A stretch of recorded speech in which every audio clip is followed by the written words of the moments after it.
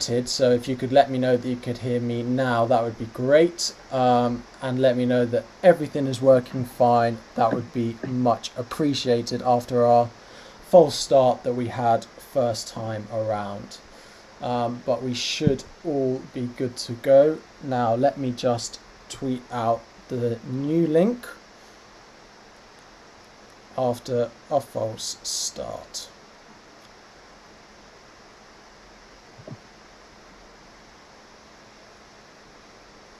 So, yes, you can hear me, great. So before we get into it, just a quick mention to both of my stream sponsors. So we've got Fantasy Football Hub, who I've been lucky enough to be contributing and writing my differentials articles for on a weekly basis, and they'll be back soon for some pre-season stuff as well, which you guys can look forward to. We will use their stats and a lot of their comparison tools on the streams as well. So you've got that to look forward to go forward. If you do want to sign up, there is a link in the description which will give you 25% off the yearly subscription if you do that before the season starts. I'll be really appreciated if you guys want to go and check that out. But if you want to see what they've got to offer before you do that, we'll be using it throughout these streams as well. Stream sponsor number 2. So the merch guy, Ross, if you guys don't know him as of yet, he is a big, very hard-working guy over in the Twitter community who is starting up a Kickstarter to have the sort of giveaway prizes and everything that you might need for your mini league rewards and everything like that. Here's his Kickstarter page. He's trying to work up, I have pledged myself, and he's trying to work up to that money to set it up as a proper business. But if you guys want to contribute, again, the link to his page on Twitter and the link to his Kickstarter are both in the description down there. If you guys don't follow me already on Twitter, the link is also in the description, and my page is on the middle of your screens now. So if you could go and drop me a follow there, as well as subscribe on these videos, it would be much appreciated. So with no more, we will introduce the first guest, and I'm looking forward to everyone that we have on, but especially someone I've had the privilege of meeting in real life, Mo, or as many of you probably know him better, Trophy FPL from Twitter. You can see his @ there, and you can see his page up on your screens now as well. Make sure you go and check out his page. Some really good entertainment on there, as well as some useful top finishes. You can see his overall rank 1.8k there, much better than what you may have seen from me in past seasons. So Mo, say hello to everyone. Introduce yourself. Hello, my name is Mo. Excuse me, the face behind FPL Trophy, as Harry just said. Can everyone hear me all right? It seems to be going through, so I think so. We'll go. They could hear you before. It was mine that was the problem, so okay, that's perfect. We will hope so. Just before we get into your guys' questions, but do start putting all your questions in the chat. Yeah, so put all your questions in the chat before we do. So if I just hide this now, we've got a league announcement for you all to go and join. Now, the entry is free, completely free. The code is there, T1XM16. So this league is specifically for you guys on YouTube. You're not going to be able to join this on Twitter. That league code is specifically for these streams, and it's not something that's going to be in the comments or in the description or anything like that. Only for you guys who are watching. Monthly prizes of £5 voucher for whoever wins the monthly, and then bi-monthly winner will also get a spot in that in the hot seat, let's say, where Mo is now, as well. And the overall winner will get a free Fantasy Football Hub membership and a mug from my other sponsor, Fantasy Football Merch, as well as a spot on the pre-season community Q&A next season. So I won't come looking for you if you do win the month. Just remember that you need to come and claim your prizes, but this is for you guys only, so if you could go and join that league, it would be much appreciated. But that's all that we have for an intro. Let's get into all you guys' questions. So just fire your questions away, but we will get into it. Just so you know, Harry, PSG are 1-0 up already. They nearly went 2-0 up. God, we got the football on in the background as well for you all. What's not to like? Hmm. So, Mo, first of all, welcome. Anyone that's stood out for you so far? Sorry, I'm just putting the new link out again. That's all right. Or anyone who stood out for you in terms of price that you think has come in a lot cheaper than you expected them to be? I think St. Maximin, 5.5 million, seems pretty good. I think Greenwood is still not a bad price, to be honest. I thought they might have upped him a bit more. Who else? I think Martial at 9 million is still a very good price, considering he's playing up top for Man U. Yeah, Apart, I think Greenwood. I put out a tweet on him earlier today. I think he's a great price. If they don't go signing Sancho, yeah, I think he will be a great price. He really will. I So think yeah, really, Kun Aguero, if fully fit, played in that Man City team, that's a very good price. that's another good shout that we've got there. Yeah, Aguero, very interesting price, 10.5. We just wonder how many minutes he's going to get. I suppose is the issue with him. Yeah, yeah, and he's had that knee injury. Not seen nothing from him since that operation, so it'll be interesting to see how he's phased back in. But I'll be keen on him. Yeah, I think a lot of people were hoping he played some of this Champions League to see if he was back fit, but nothing from him yet. So we'll have to hope on that one that we get something from Pep in a press conference, but that doesn't normally happen at all, does it? No, but Pep was, to be honest, counting on getting further than this. So emotionally, he was getting him prepared for the next round. But Yeah. it didn't work out. Yeah, it didn't work out for him at all. So you guys, this is just an example of some of the merch you can get from FPL merch on Twitter. Don't drink an FPL, it never ends well. Something that he sent me. It's just juice this time, but halfway through the season when my rank is very red, it might not just be juice in it. Mo, it's coming through that your sound is a bit low, so if you can just shout up a little bit. I will try and speak up a bit louder. Hopefully, There we that's go. I've turned you up as well. So perfect. straight away, couple of questions coming in. We'll start off sort of trying to group them together. If we go with Werner and Martial being the first question, I think it's an interesting price point that in the forward group that we've got the likes of. So if we look down the right hand side here, that we've got, if we put a max of 10.5 in there, the likes of Vardy, Martial, Jimenez, we sort by price, Werner, Martial in there. Those sort of four, I suppose, Werner, Martial, Ings, Jimenez are probably the four that people are going to look at most. Yeah. Where do you think? I know as a Chelsea fan that Werner price at 9.5 is very tempting. Yeah, very tempting price from him, but I just don't know if I want to go from him from the get go and how quickly he's going to join in with the rest of the team. I'm hoping for some green fixtures from us early on to help those Ziyech and Werner types ease in, but where would you be looking in that price range? I'll tell you what, Werner at that price looks good. But as you just said there, I'm not sure if I'm going to jump on from the get go. I'm still not sure. Hopefully, everyone can hear me loud. I'm still not sure how Chelsea are going to start off, to be honest. Last season, they looked nice and attacking. Obviously, we know they can't defend, but attack wise, they look good. But still, so practically a new front three. So I'm going to wait on him. Martial, if I had to choose between them two at the moment, I'd go with Martial because last season, especially the second half of the season, he's shown me he can do it. And I'll be honest with you, I'm one of the people that always doubted him. I'm always thinking Man United need a number nine. They're not going to do nothing if they don't get a real number nine. But to be honest, the second half of the season, he's shown me that he maybe could do that, to be honest. Yeah. So I would prefer him in that price point. Martial looks the best. Yeah. He's actually in my, I know drafts don't mean much at the moment. It's early days, but he's in my draft. Yeah, well, I think Martial is favourably priced, and I think I was listening to the Planet FPL pod guys earlier, and they were saying I think Bruno is a very interesting price point if we look at the Man U assets briefly. Is that he's very difficult to get to and get off to.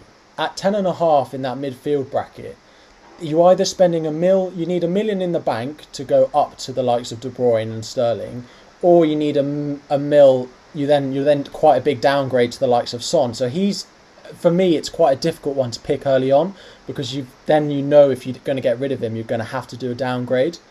For me, the one that's in off the get-go is Greenwood. I think if they don't sign Sancho, I think that price, he's in my draft there on the screen, that Greenwood at 7.5, I think he's fairly unrivaled for value this season. I don't see someone being...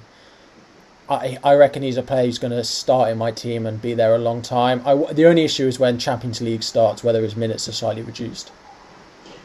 Yeah, I think that's a very good point. His price point, and he played much more than I expected, to be honest. I think even now, part of me is still doubtful. Is he going to get the minutes? Even if Sancho don't sign, is he going to get the minutes? Because we must remember, he's still a kid. Now, I know that, yeah, if you're good enough, whatever, you play. But I don't know. I'm not sure, Harry, whether... If he gets the minutes like he got the second half of the season, I think he's 100%. Everyone's going to have him in. He'll be, what the Twitter community called template. He'll be in there, to be honest. And going back to your point with regards to Bruno, he's expensive, and it's put a lot of people off. And I don't want to sound like, the Man United penalty fiasco, but if Man United are going to be still causing havoc up front and getting penalties, that's guaranteed points. So it's a tricky one. At the moment, but I don't know. That's a tricky one. That's the one that FPL got us good there. Yeah, the thing is with Bruno is that he's underpriced when you compare him to other premiums, but he's overpriced when you compare him to the other United assets, which makes it a very difficult decision, because I think Martial, Rashford and Greenwood are much better value for money at where they've come in. But Bruno being less than De Bruyne and less than Sterling, I then also don't think... I think they've underpriced all the Man U assets again this season. I think they all could have been more than they are now. Yeah, it's a valid point, as I said, but part of me still fears not having him, not just the penalties. He's top-class player, to be honest. What he's done to Man United since he's joined. As a Liverpool fan, it's actually scared me. He's turned and... He's made the team tick, and that front three becomes scary when he's behind them. And if you add Pogba as well, so yeah, it's going to be a difficult one. He's 11.5, expensive, but there might be a stage where you have to own him. Takes free kicks, he's always on the ball, yeah. Hardest pass possible. He never looks backwards, or he's just looking, where's the striker, how can I score? So yeah, he might still, to be honest, what we said about Rashford and Greenwood, he might still be ahead of them at one stage. You don't know. Yeah, it's going to be interesting to see which of those United assets we should go for. At the moment, I've got Greenwood. I've got room in my team for Martial if I was to drop Werner as well, but I think a lot of it will be fixture dependent. Going back to those forwards that we were talking about, do you think that the likes of Werner and Martial are worth the 1 mil and the 0.5 over Ings and Jimenez, when Jimenez, for example, has been so consistent over a couple of seasons now? I think they're worth the money, yeah, to answer your question. Yeah, Jimenez is being consistent, to be honest. Yeah, he scores a goal at least every other game, which makes him nice for that price point. Who's the other one? Ings last season done magic. Can he do that again? That's the thing. If he can, the price point, we'll all be on board. But it's unrealistic. Yeah, he overachieved. Even though Southampton done really well and they turned the corner and they look a team, to be honest, I'm not sure. No, I think the extra money this season, I know we're all looking to jump on all the premium midfielders, but this season might be the season where the strikers come back in, Werner, seriously, Martial, even Kane. So, yeah. Yeah, first season we haven't had a forward over 10.5. I don't know the last time that happened, that none of them were priced at over 10.5. I think I'd be going with Jimenez over Ings. Personally, I wonder whether Ings will do it again.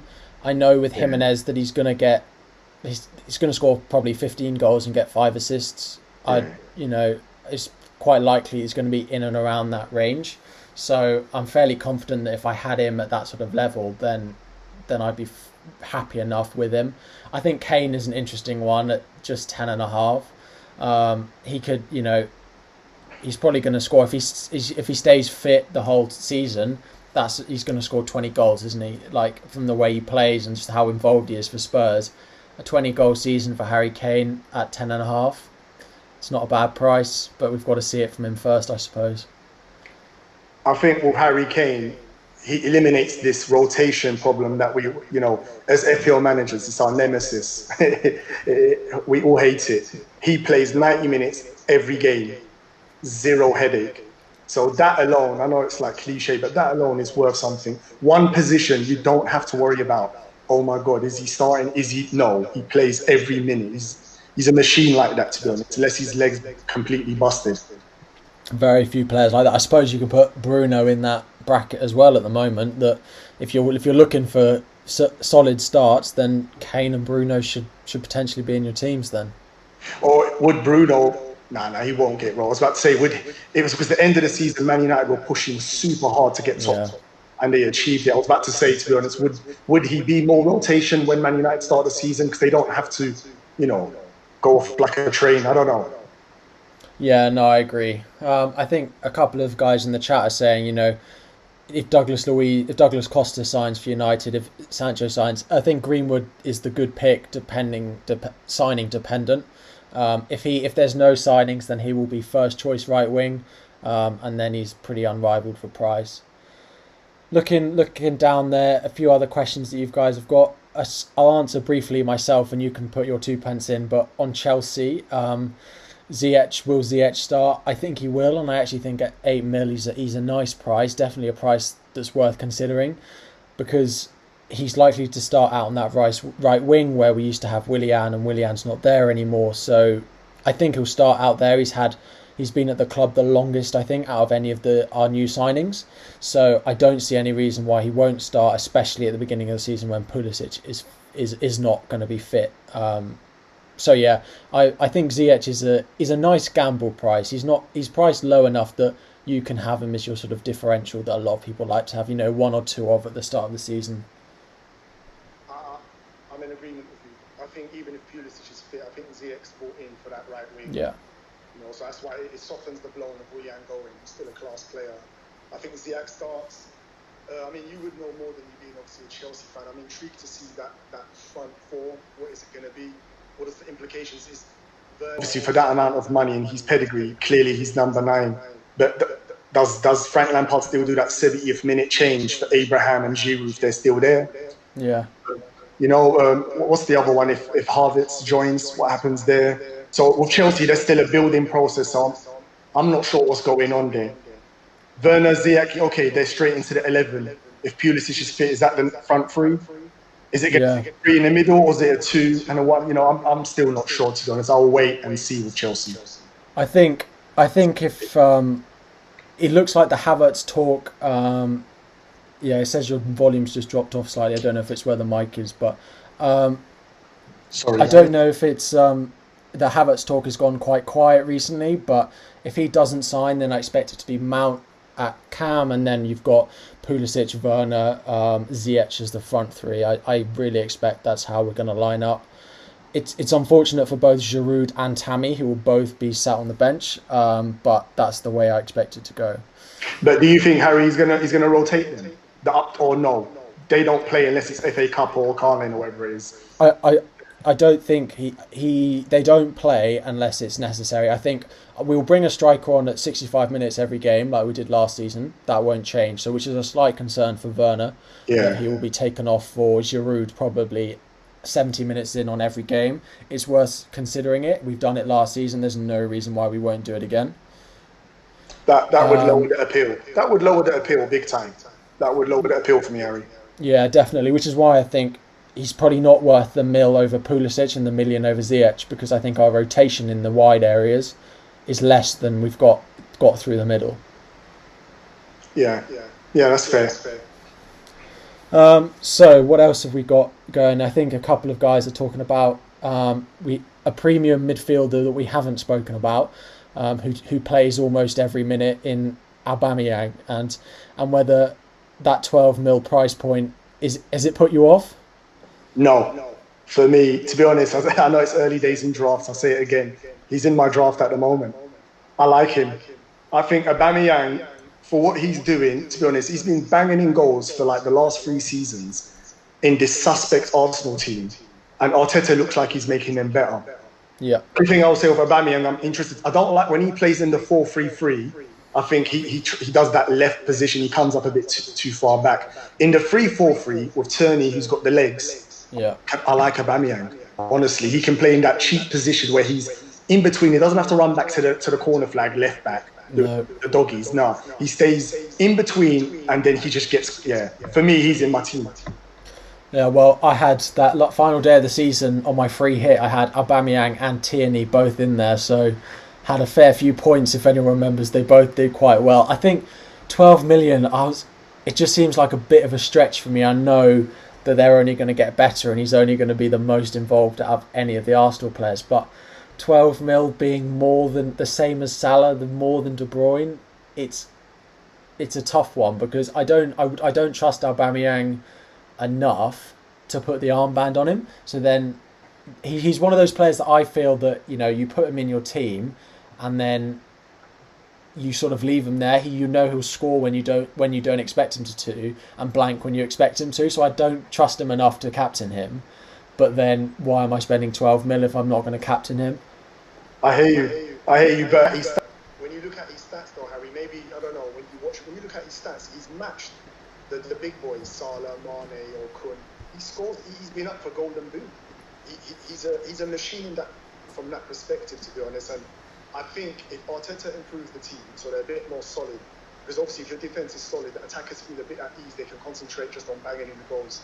I'm going to be keen on him. I reckon, me personally, that he could do damage this season. Yeah, he's definitely got it in him, and that extra point for a goal, I know it affects his bonus slightly, but extra point for a goal, extra point for a clean sheet, and Arsenal have looked better recently defensively.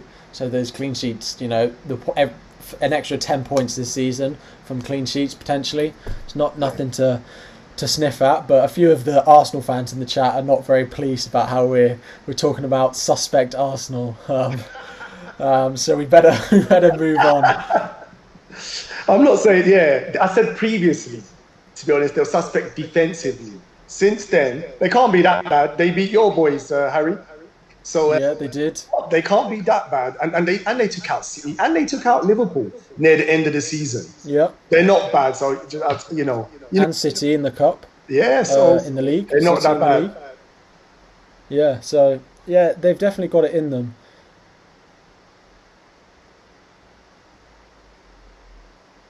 Oh, thanks, Dave. They're just saying that when you cough or something, OBS tries to rejig the audio, which makes you go quiet just after, and then it balances out again. But thank you. All right, that's all right, no problem. Evening, everyone. Good to see quite so many of you, especially new faces in the chat. We'll get on to a few of you asking about budget defenders, what a topic that is, and how long we could probably talk about for those 4.0 and 4.5 defenders, but we'll have a go at it. If you don't already, please subscribe, follow myself and Trophy on Twitter as well. I'll be back here every week with someone else in the hot seat. But yeah, so for 4.0 defenders, I think straight off the back, if we have a look at the 4.0 defenders, there are a couple that stand out. I think the few that's probably stand out, we've got Ferguson at Crystal Palace, who people think will be the starting right back. You know, I've seen articles from The Athletic and things like that which seem to suggest that he's the starting right back. Johnson of West Ham's we've got down here. I thought last season was going to be his breakout season, but he didn't make it, and Frederic's got the start. Maybe that's his season. And then I think the other one that people are looking at is Braithwaite, who had a very strong end of the season at Everton. But I think I'd put Braithwaite bottom of that pile. I think it's then down to Palace and West Ham. I probably expect them both to start from what I've heard, but it's then which defence and which fixtures look better from the start of the season. Yeah. To add to that, at 4.0 defender, I'm not sure at the moment. I've got Ferguson, because I've read a couple of reports saying that he's going to play, he'll be a starter. It's always nice when we get the £4 million defenders. But I'm totally comfortable with the 4.5s. I don't really need to go down to that low. As the pricing this season, I've not struggled at the moment, Harry. I'm not sure about you. I've not struggled fitting in defenders. We've got luxury 4.5 defenders, to be honest. A good selection. So yeah, 4 million ones during the season. If I start with 4.5 and I see 4 million ones that are starting and are solid, I'll throw in a couple. Yeah, We got yeah, I agree. I think there's a lot of 4.5s. The other one that yeah, people are mentioning in the chat is Mitchell at Crystal Palace as yeah, well, yeah. who with PVA we at Van Aanholt we don't know when he's coming back. Then Exactly. he had a very strong end of the season, so there's no reason why he couldn't start.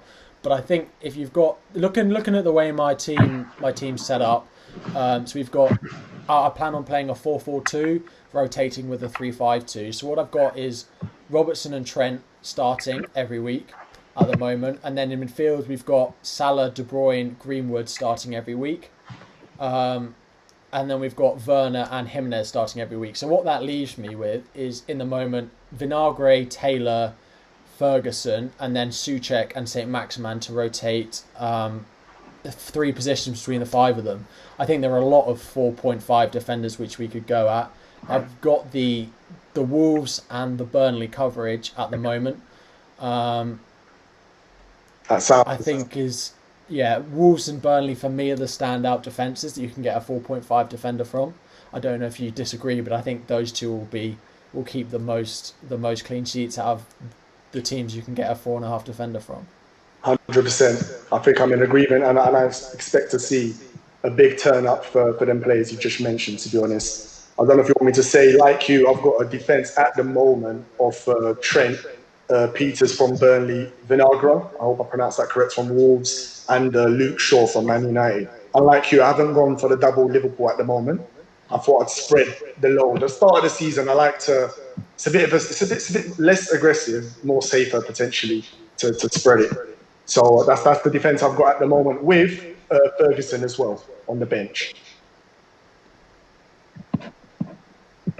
Yeah, no, I agree. I think I'm interested to why you've gone Peters because I've got Taylor in there. If they've got a fully fit midfield, do you expect Peters to still line up on that left hand side? No, that's an unknown. Exactly that. So I'll have to be prepared. Maybe to be safer, go with someone that guarantees start instead of hoping that he still plays in that position. So he's a placeholder at the moment. The costs are not going to change. I'm more than likely. I'm a player that more than likely will go to the safer at the start, and then once I know what the situation is, make the move. Yeah, I think we should know by the start of the season whether it's the right backs because Loughton and Bardsley are also both priced at 4.5. Both the left backs are. We should know at least one of them who's going to start. So we should have that Burnley defender pretty locked in. I'm not sure the Bardsley stats, stats last season, but he does love a hard tackle, yellows and whatnot. So I tend to stay away from him, even though he's cheap and he goes up and down. But he's a very aggressive defender. So if I can avoid him, I normally go for the alternative. Yeah, no, I agree. But if we've got if Peters isn't lining up on the left mid, then we know that they've got two strong left backs. But I don't see Loughton getting in the team. So do you want a right back who's going to get a yellow card every second game, or do you want a left back who's going to play 60% of matches? I suppose it's a balancing act, isn't it? Very true. Yeah, agree. Yeah. We still don't know if we've got anyone blanking or playing in game week 1. The Man City Man U dilemma, we haven't had confirmed whether they'll play or not yet. We know that they won't play the first weekend because they've got to have the 30-day break, but they could still play midweek afterwards. But then there's a limited number of teams they can play. Sorry, go on. No, sorry to interrupt you, Harry. Would that count as still game week 1? Yeah. So it's not. Yeah. So if it falls on the Tuesday, Wednesday, Thursday, it would still play game week 1. But because there's midweek, there's like qualifications for the next round of the Community Shield. Then there's only a limited number of teams that they can play against. Yeah. So it's not as simple as we'll just put that fixture in game week 1 because it's not that easy. Yeah, I think there's on the Twitter community, I think there's a bit of a mix. Some want no blanks at the start. They want a nice, smooth flow of games. Some want the carnage. I think they feel naturally they can capitalize and especially maybe have the edge over the casuals. So yeah, I think to be honest, I'd prefer it to be the steady games, no blanks. Yeah, no. Well, yeah, I think no blanks, but then, one blank or something would be very interesting to see how people handle it. Maybe that Yeah, early wild card, Man City and Man U blank, come back game week 2, everyone plays a game week 2 wild card, completely changes how the game's played. It would be interesting to have agree. something slightly different, I think. Yeah, yeah. A few of the questions. We'll just go through them as they are. We'll try and do them a little bit quick fire. Yeah. Yeah, a few of them said we want the blanks, we love the chaos. I know. And So the it's first 2 one nil, is 2-0 to do you think? PSG. Sorry, 2-0 to PSG. Yeah, yep. Who scored it? Di Maria, the second goal, I think. They're congratulating him. Yeah, I think so. So first of all, is Fernandez a better option at his price than Salah? No. You're asking this to a Liverpool fan here. Then I think that's probably right. I'd go with no, because I think if you had Salah and Greenwood, for example, I think that's a great combo. That's one that I've got at the moment. Whereas if you're having Bruno in there, then you're having to have someone like Son to pair him. And I think the Salah sort of cheaper combo is probably the way I'd go as well. And have they seen Salah's haircut? I mean, come on, that's golden boot material. He's coming for 25 goals. So, yeah, have him in your team. Make your life easier. Looking fresh, definitely. So, what about Martinez at Arsenal in goal? Do we expect him to start? Because I think he played so well that it's very hard to drop him. But then Leno didn't do anything wrong to get himself dropped before he got injured. Yeah, you said it right there. To be fair, if Leno was having a nightmare before, this would have made the mind up for Arteta, but he's not. I think he's still the number one once he's back. He was actually very good. And I had Martinez come to the end of last season, and he was excellent. He was like my best signing post-restart, to be honest. Shame you didn't own my best signing in Mikel Antonio. You would have been much better off. Yeah, I wish that hurt me, that one. Yeah, I didn't own him. And he stopped scoring, but yeah, anyway. So where else we've got any? I think a few questions coming in on the newly promoted teams. I think one of the rules that I have, and you may completely disagree, and I know people do, is that I don't like owning both new signings and two newly promoted teams in my game week 1 team. The reason for it is I think it's so much of an unknown. I think the 4.5 defenders people are going through with Leeds, you've got the likes of Taylor and Vinagre from two teams we know will defend well. I don't see the risk a risk on why you'd pick them. I think in the midfield you've got the likes of Souček, Saint Maximan and Armstrong, the sort of 3 big budget midfielders that we've got that everyone will be going to. I just don't fancy a newly promoted player over them. Totally agree. I mean, if I was watching as much Championship as maybe others, maybe I'd have more confidence. But currently, at the moment, no. I normally never go for promoted players. Very rare, to be honest. I'd have to be desperate for money to normally pick one over an established player. But add that to it. I don't watch enough Championship. Nah, I'd be guessing too much. I'm sure I'm going to get a good amount of information with the threads and the content we've got out there to help me if I did want to pick one. But no, for me, no, I wouldn't start with one. No. Yeah, definitely. Quarry, evening to everyone in here. Tiernan, Christopher, FPL Wizard, Nuclear, a lot of familiar faces as well as some new faces in there, which is good. This is my team up on the screen at the moment, although I haven't changed it since Saturday lunchtime, which I was very surprised at. I've made one draft and not changed it because I do quite like it. But yeah, guys, please hit that subscribe button if you don't already. We'll be back every week with this series. Where else are we going in the questions? So where also, I think a big thing is if City and Man U don't blank, if they do blank, where does their double game week go? Because they have a pretty full schedule till about November, December time. So do they delay that match all that time? That I'm not sure myself. That's where we have Ben on Twitter. I think most people would be following in who would help us out there. Yeah. I'm not sure myself, Harry, where they try to fit these games in if there is a blank, to be honest. So I'm not sure there. I've not even looked that far forward yet, to be honest. The next sort of milestone for us within FPL is just the fixtures. definitely, which was Yeah. rumoured to be tomorrow, but apparently there's been some issues with them. So Okay. end of the week apparently. I've Yeah. got a new signing. People are saying you said don't pick new signings, but I'm sat with Timo Werner in my team. That's the Chelsea bias coming into play there, just because I liked his price a lot. I will be very surprised if I start with Werner in my team, especially when Martial is 0.5 less. I mean, you could argue though he's been doing the business at quite a high level, so you're Yeah, not being disrespectful to the championship, of course, but the jump is not going to be as big to him. I know we say that sometimes you got to get used to the Prem and his family and whatnot, but yeah, I don't see that as much of a risk as taking, say, I don't know, Mitrovic or someone from Fulham. That's a bigger risk. Werner will have been training with Chelsea for about 2 months before the season starts. That's a Yeah, long time. That's not just a usual summer signing. That is a long time. I yeah, don't know if that's worth considering as well. He joined before the end of the season. All the Chelsea fans were hoping he could play the last few games for us, but yeah, he's been there a while. yeah. Nuclear Atoms in the chat is asking, will Nyland play in goal? So with Tom Heaton being out at Aston Villa still, and we don't have a return date, both the Aston Villa backup goalkeepers are 4.0. So do we potentially have an 8.0 starting goalkeeper rotation on our hands? Is that something that's likely to happen? Is it something that's worth going for, even if they are I both mean, starting? if you're going for a 4 point billion defender, he'll have to be your backup one, or at least you have one that's 4.5 that starts. Last thing you want is to gamble on that first game week, you got no goalkeeper. You're already going to be raging, you're already going to be upset.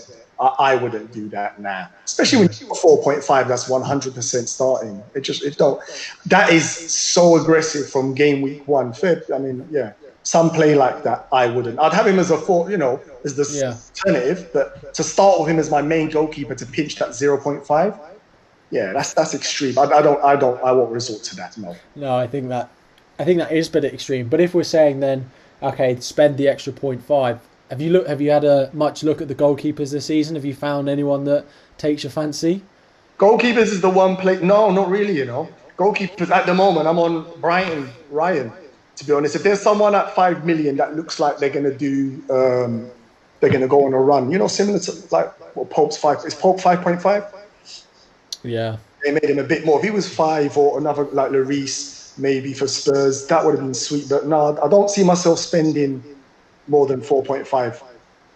I'm glad they made Pope 5.5, but they then slipped up by making all the Burnley defenders 4.5. Then, so Yeah, people now just won't own Pope, but they'll own Taylor or someone yeah, and do the same job. Really, I think Ryan is an interesting one. I think Ryan and McCarthy are the two that stand out for me in the 4.5 goalkeepers. Brighton have strengthened at the back, yeah, which could mean they're better this season than they were last season. McCarthy, Southampton, he can pull out great performances against top teams and will keep you a 9 pointer against Man City, but then you'll get minus points when he plays Norwich at home. The Southampton defence is very sketchy at times. So, but with that set and forget goalkeeper option, I've got something I did badly last year was I used too many transfers on goalkeepers. I want to just keep them, change one on my first wildcard, change them again on my second wildcard, and that's it. Own 3 yeah. goalkeepers in a season. Don't mess around with it more than that. So if you're only McCarthy long term, then you take the rough with the smooth, really. Totally agree. I wouldn't. 2 transfers last season, yeah. Partly because obviously during wildcard you can assess it, but very rare you ever make a transfer and a goalkeeper. I think, to be honest, nah. Ryan and McCarthy, as you said, that can be dictated or decided on when the fixtures come out. Who's got the smoother run at the start? If there's a better run on one of them until the wild card, Yeah. that does the decision right there. To be honest, Yeah, I think one thing I know I've got how many threads written in my drafts at the moment ready to go. One of them is on little tips and bits that I've learned from last season and what I yeah, want to do this season, and one of them is that early wild card. I think past 2 seasons I've wild carded about game week 18 both times, 15, 18, and it's not necessarily been a bad thing, apart from when you get to the latter end of the season, it really impacts your team value, which you don't realise when you get to sort of those game week 30 onwards when you're wanting to free hit, and you're then playing your next wild card. If you don't have that team value tied up in players, then you really are going to struggle. So I will plan on, building that team for the first 7-10 game weeks, and then hitting my wild card then to make sure I can get on those players that rise a lot. With the wild card, for me personally, I've never used it early. I don't know if it's like fear of missing out later on. Excuse me. I've never used it early, to be honest. I've always been the one that's kept it. I've always used it, Harry, just before, to be honest, it expires. I've never really used it. So, yeah, I reckon it'll be the same again. Yeah, well, interesting way to do it. I think the potential for a really good rank, if you play it late, is probably higher because you've got a good start. But I just know that I've held on to it for the sake of holding on to it, because I think, I'll take a couple of hits and I'll play it later and I'll get a big boost later. But come game week 10, when I'm still outside the top million because I haven't played my wild card, then that's when I struggled last year. So the best strategy is not to check the overall rank if possible until you pass to game week 10. Yeah, that's probably true. Quarry in the chat is asking, we spoke a little bit about it on Taylor versus Peters. I think it's very difficult to call. Yeah. I expect Taylor to start. I think Taylor was really good for them last season. I don't think he's done anything at all to make himself get dropped. I know he got injured, and then Peters played well at left back, but I expect Taylor to nail down that left back spot once again. I'd agree with that, Harry. Yeah, I'm with you there, to be honest, on that one. Yeah. So one more question that we've got on, which is, I suppose we've spoken a bit about the mids, a bit about the forwards. We'll go on and have a look at a little bit of defenders before we do any final questions that you've got in the chat. So put them in the comment section there if you've got any questions, and we'll get to them once we've done the defence. The defence seems very strangely priced this season to me. It's the top end and the bottom end is what's appealing. I don't like practically anything below, between the 5 mil, the 5.5, the 6, and those 3 price points. There's practically no one I want. Yeah, I mean, I'm trying to look through defenders right now to see, to be honest, what sticks out. With defence, I always looked at it before the game was even launched. I was always looking Trent and what else, to be honest. If I'm going 4-4-2, which at the moment it looks like it, Trent is the premium, and maybe the rest 4.5s. Currently at 5 million, I can fit in a Shaw or Wan-Bissaka. And if Man United are going to, especially the fixtures are nice, and Man United are going to continue. Man United, they defended pretty well. So one of them will be in. People spend the extra for Robbo because, it's superior for attacking returns, which I understand. But like I said earlier on, I'm always concerned one clean sheet wipeout does hurt, to be honest. And I'm not sure with Liverpool at the moment how we're going to start. Yeah, you started a bit slow clean sheet wise last season, which I think hurt a lot of people. Shaw is an interesting one at just 5. I think Brandon Williams has done himself no favours recently, especially in that Europa League game, to get him anywhere near that starting team. So I think Shaw at 5 is quite a nice price, seeing how many clean sheets they have the potential of keeping. Shaw is actually, to be fair, I saw others say it as well, how much of an impact he makes to that Man United team. He gives them that balance. Like, he can drive down there. He can actually make assists as well. Yeah. On the ball. Yeah, the young boy, Williams, he's super aggressive. Looks a good potential, but he's not ready yet. Nah, he's not ready yet. Luke Shaw will start all the games unless he's unfit. And at the moment, for that price, it's hard to look past him, to be honest, unless, as I said, you're going Robbo. Anything underneath, like you said earlier on, Harry, the price points, doesn't appeal to me. No. If we look at it, the 6, I suppose you could say Laporte and Doherty there. But if you guys haven't already read, I had a nice long Vinagre versus Doherty thread, which is pinned to my profile. If you guys haven't read it, and it basically says that Doherty will outscore Vinagre, but he won't outscore him by nearly enough to warrant the extra 1.5 million that you're going to have to spend on Doherty. So Vinagre for me is definitely the one that I'll be going with. I've got Robbo in there, but I just don't fancy a lot of those mid-price defenders. Dean and Alonso and Azpilicueta all at 6 mil seems way too much. As well. I know he's injured at the moment, but if he did ever come back, Leicester play they utilise their fullbacks as well, so he could come into it. Yeah. I think a lot of people are looking at... Before we go on to any more defenders, one piece of advice that I can give you all is if you don't have Trent Alexander-Arnold in your current draft, go onto your fantasy app right now, take out Salah for all that we care, put Trent in your defence and click save and turn the app off. Trent will be the most owned player in this game. 7.5 is a ridiculously low price for him. Make sure he's in your team game week 1, even if he's injured, because he's worth having. Make sure he's in there. I don't know if you ever want to add anything onto that, but make sure Trent's in your team. That level of insight, have Trent in your team. To be honest, if they don't have Trent in their team, maybe it's, instead of adding him, it's maybe better to delete the app. Because it might be... You've seen what he's been doing the last 2 seasons. He's breaking records. He's world-class right back. And for that price, even at 8 million, I think I was going to put him in. So, yeah. It's a no-brainer. The one thing I will ask is that towards the end of last season, Robbo took more corners than he had done. He started taking them from that left-hand side, which wasn't a brilliant thing for Trent. I'm not saying don't own Trent, but I'm saying does that boost Robertson a lot to know that I think it boosts Robertson more than it takes away from Trent. Yeah. Trent is just a baller, to be honest. He takes the free kicks, he'll take majority of the corners. If anything, like Robbo's appeal, but nothing. It doesn't dent Trent. No, not at all. No, definitely worth owning Trent. Nuclear Atoms in the chat is asking, so a few last questions, guys. If you've got any final questions before we wrap things up, it's almost 9. Just fire them in there and we'll get to them in a second. First of all, is Lamptey at 4.5 worth going for in those 4.5? He played some games at right wing at the end of last season. Is he going to continue to play there? I think straight off, he's unlikely to continue playing on that right wing position. Yeah.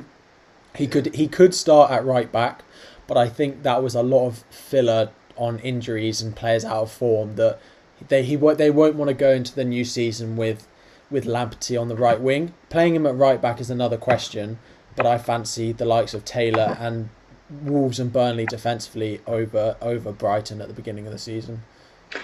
I'll tell you what, he's someone I'm considering, if I'm honest with you. Okay.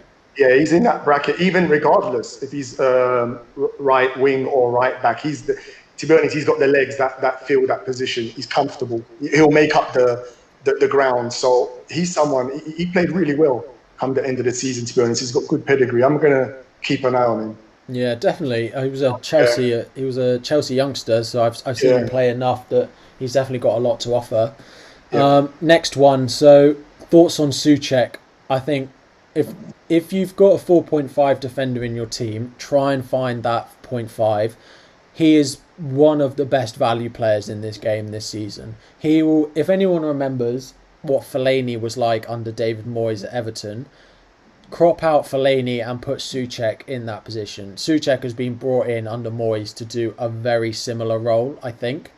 As soon as that ball goes out wide to come into the box for a cross, he's making sure he's in there to get on the end of it. As a Chelsea fan, I had to deal with watching 90 minutes of them just crossing the ball to Antonio and Souček.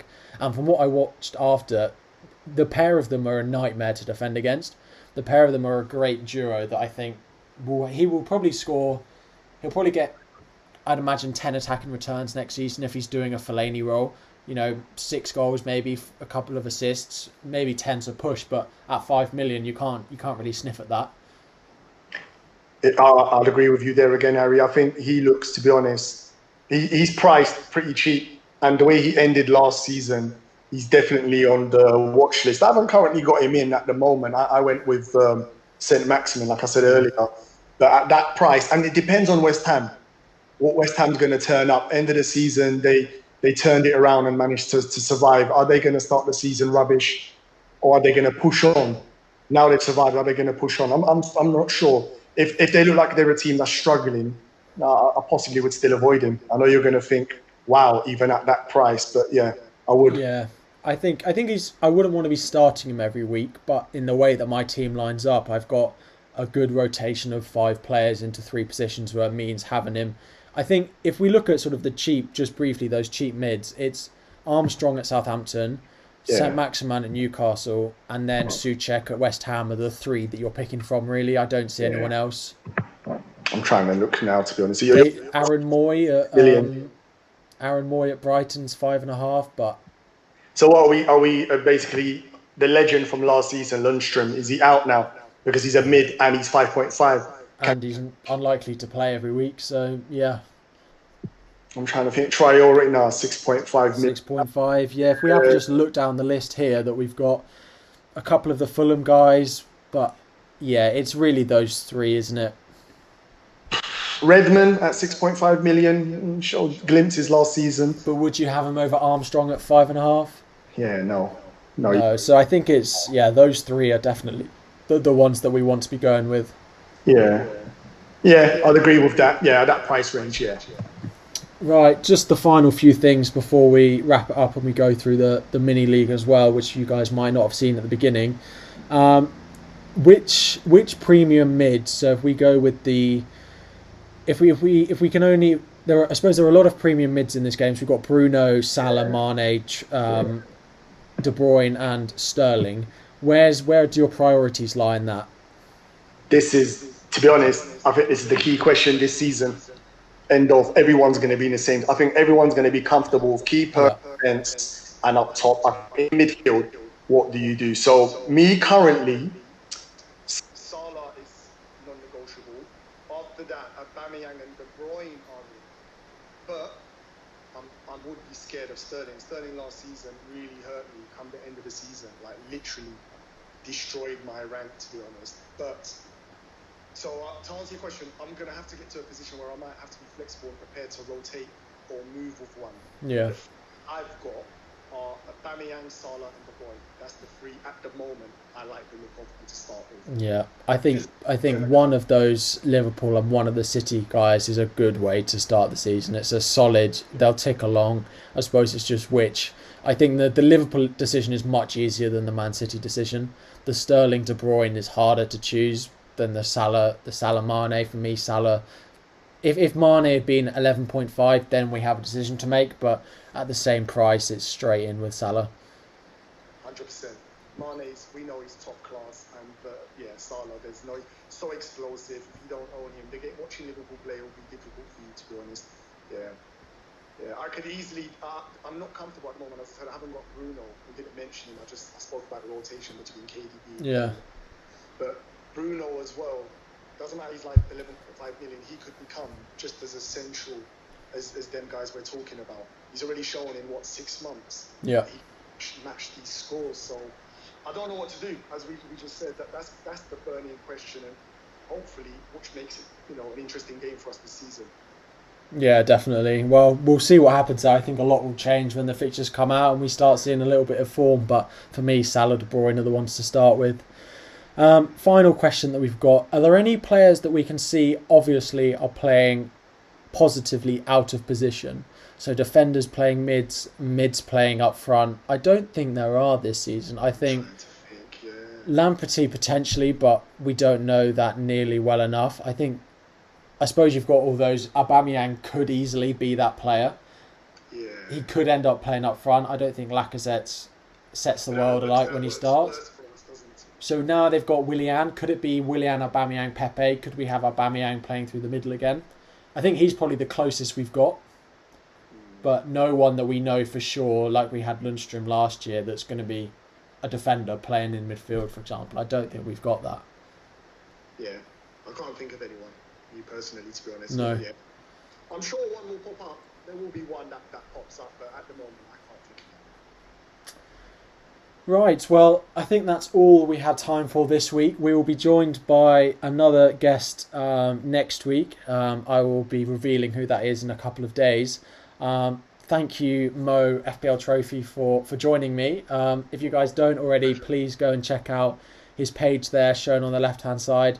I was lucky enough to be, you can probably see me at the very back of that photo on his header, so that's always a good one. If you don't follow him over on Twitter, make sure you do so. Thanks for coming on. I look forward to potentially having you on again later in the season. Definitely. Perfect. All right, guys. Just before you go, again, if I want to check out either of the stream sponsors in Fantasy Football Hub, we haven't looked at their stats today, but we could have done, and we will throughout the season.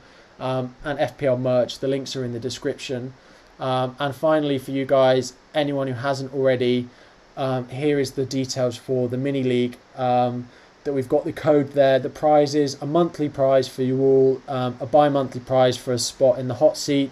An overall winner will get a Fantasy Football Hub membership, a mug from Fantasy Football merch, and then a £5 voucher, of course, and then a spot on in the hot seat. This will not be available on Twitter for everyone to join, so it will be only for you guys who are coming and watching over on YouTube. But that is all that we had time for this evening. We will be back again next Tuesday, again, as I said, same time, 8 o'clock, hopefully with less issues. But thanks everyone for tuning in. Really appreciate it. If you hadn't hit that subscribe button already, please do so. But yeah, thanks guys, and I will see you next week. And enjoy the fixture announcement. Don't create quite too many drafts. We need something to talk about next week. Cheers guys. Bye.